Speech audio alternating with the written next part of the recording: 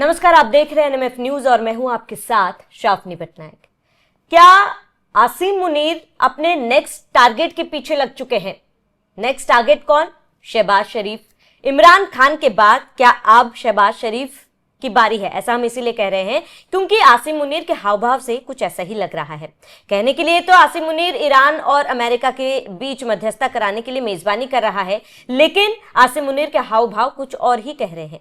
ऐसा हम इसीलिए कह रहे हैं क्योंकि कल एक तस्वीर सामने आई थी। इस तस्वीर में जब ईरानी डेलीगेशंस पाकिस्तान पहुंचे हुए थे तो आसिम मुनीर तब वर्दी में थे, लेकिन जब अमेरिका के जो डेलीगेशन है वो पहुंचे पाकिस्तान तब वो सूट बूट में नजर आए थे।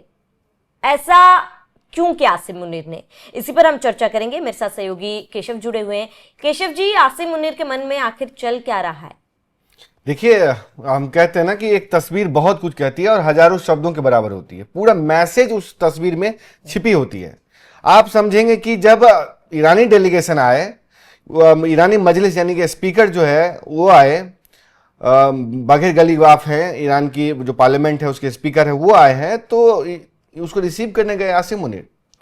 तो वर्दी में गए, जो कि समझिए कि एक सैनिक का जो वर्दी होता है वो पहन के गए हैं और जाना भी चाहिए, क्योंकि गलीबाफ जो हैं वो समझिए कि आप आईजीसी कमांडर रहे हैं और एक सीनियर डिप्लोमेट भी है वो, और सीनियर अधिकारी भी हैं और स्पीकर हैं। लेकिन जब जेडी वेंस जो अमेरिका के उपराष्ट्रपति हैं वो आते हैं तो मुनीर वहां पे सूट बूट पहन के जाते हैं।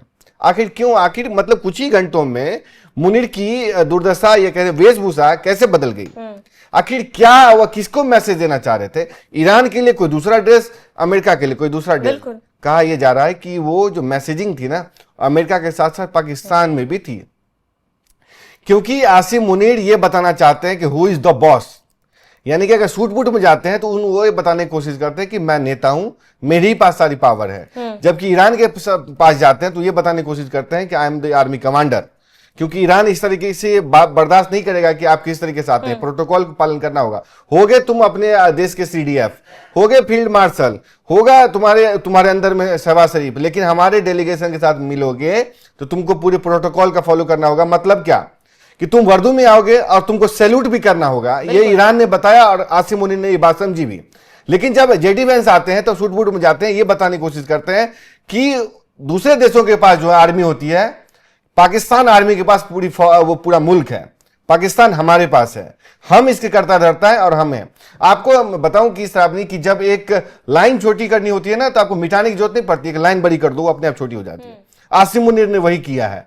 अब कहा जा रहा है कि ये जो मध्यस्थता का ताना बना था, ऑल्दो अमेरिका ने रचा, लेकिन पाकिस्तान ने स्वीकार क्यों किया? आसिम मुनीर ने इसके जरिए बहुत सारे निशाने साधे। मैं आपको एक एक करके बताता हूं कैसे। आपको पता है कि पाकिस्तानी आर्मी के पास पावर है, सब कुछ है, लेकिन वो पर्दे के पीछे से ऑपरेट कर रहे हैं। लेकिन इसमें चुलबुलाहट मच रही, किसमें? मुनीर में, कि इस डायरेक्ट फ्रंट में आओ। कैसे आएंगे? कि जो लोकप्रियता है इमरान खान की, उसको कैसे वाइप आउट पहले किया जाए। जेल में भेजा आप, लेकिन उसकी वो लोकप्रियता को कम नहीं कर पाए। इमरान खान आज भी लोकप्रिय है। अगर चुनाव सही मायने में अगर पाकिस्तान आर्मी होने दे तो इमरान खान को सब लोग चुनेंगे। रेफरेंडम करा के देख ले। यानी कि इतने साल जेल में रहने के बावजूद वो झुक नहीं रहा है, वो बाहर नहीं गया, ये अमेरिका से लड़ गया इसलिए उसकी सत्ता चली गई, तुम्हारे सामने झुका नहीं। क्योंकि नवाज शरीफ, शहबाज शरीफ, जो बेनजीर भुट्टो या तमाम ऐसे लीडर्स जब जेल भेजा गया तो बाहर चले गए एक डील कट करके। इमरान खान नहीं गया। ये लोकप्रियता पाकिस्तानियों के बीच में है। इसलिए आप समझिए कि पहलगाम वाला मामला किया गया, उसके बाद जंग हुई और अपने देश में ऐसा प्रोपेगेंडा रचा कि हमने जैसे किला फतह कर लिया। आपको पता ही होगा किस तरीके से भारत ने मार मारी। अगर तुम्हारे पास इतना ही फतह करने की का सबूत है, सैटेलाइट इमेज जारी करो, बताओ। तो उसको ढकने के लिए पूरा प्रोपेगेंडा पूरे पाकिस्तान में बिलबोर्ड होर्डिंग्स लगाए गए। एक दूसरा, अब नंबर आ रहा है किसका? शहबाज शरीफ का। शहबाज शरीफ का कैसे? कि आर्मी चीफ जो है उन्होंने सबसे पहले संविधान संशोधन कराया, उसके तहत अपनी जो पावर है वो बढ़वा लिया, फील्ड मार्शल बना दिया। उसके बाद इंपीचमेंट नहीं कर सकते। तीसरी बात, 5 स्टार जनरल है तो उसको इंपीचमेंट करने के लिए ज्यादा शक्ति चाहिए, यानी कि राष्ट्रपति को दूसरा आर्मी चीफ के बराबर बना दिया। यानी कि मुनीर को हटाना है तो आपको और मतलब समझिए अतुल्य शक्ति चाहिए, पावर चाहिए, वो नहीं हो सकता। एक्सटेंशन दे दिया 2029 तक, उसके बाद भी रह सकता था, हयात मतलब उम्र तक रह सकता, वो इस लेवल की पावर अपने पास ले लिया। अब अमेरिका को भी ये बता रहा है कि हम ही शक्ति, हमसे ही डील करो, हमसे ही बात करो। और जब ये मध्यस्थता वाली बात हुई ना, तो आप तो जानती हैं कि पाकिस्तान को कौन पूछता है, कुत्ता नहीं पूछता। पाकिस्तानियों को पासपोर्ट की हैसियत क्या है कि 34 देश 28 देश मुश्किल से जा सकते हैं वीजा फ्री, वो भी पूरी दुनिया में सबसे ज्यादा आपको चेकिंग होती है। सवा कमर की बात आपको याद होगी कि वो रोते रोते कह रही थी कि जब भारतीय डेलीगेशन के साथ, क्रू मेंबर के साथ वो शूट करने गई हैं एक फिल्म की विदेश में, तो इंडियन पासपोर्ट जो है उसको देख करके, रिपब्लिक ऑफ इंडिया देख करके जाने दिया आसानी से। जैसे ही देखा ग्रीन पासपोर्ट, रोक लिया और उसको इतनी ज्यादा मतलब चेकिंग की, रोते रोते बता रही थी। वो हैसियत है पाकिस्तान की ग्रीन पासपोर्ट की। तो जाहिर सी बात है आप पाकिस्तानी टूल किट चला रहे हैं कि वो विदेश जाते हैं और ये बताते हैं कि मैं पाकिस्तानी हूं, हमारा पासपोर्ट देखते हैं तो कहते हैं you are Pakistani, you are peace maker, so proud of you. तो उनको अपने ग्रीन पासपोर्ट पे गर्व होता है, जबकि ऐसा कुछ नहीं है। यानी कि ये प्रोपेगेंडा, ये विश्वास जो है आसिम मुनीर ने इस मध्यस्थता के जरिए दिखाई। जबकि आप तो लगातार बताती हैं, आप कवर कर रही हैं कैसे पाकिस्तान को पोस्टमैन की तरह इस्तेमाल किया, एक वेटर की तरह इस्तेमाल किया, पैसा दिया कि भाई हमारी तरफ से तुम ये मेजबान बनो, क्योंकि कतर और दूसरे देश नहीं बन सकते, भारत बनेगा नहीं। लेकिन आप केशव जी, जो प्रोपेगेंडा पाकिस्तान सेट करने की कोशिश कर रहा है, अपने आप को पीस मेकर बता रहा है, क्या वाकई में वो इसमें जो है सफल हो पाया है? फुस हो गया पूरा एकदम जो एजेंडा था। देखिए, इसके लिए विजन चाहिए, उसके लिए आपकी क्रेडिबिलिटी चाहिए और सच में आपको क्या करना है वो बताना होता है।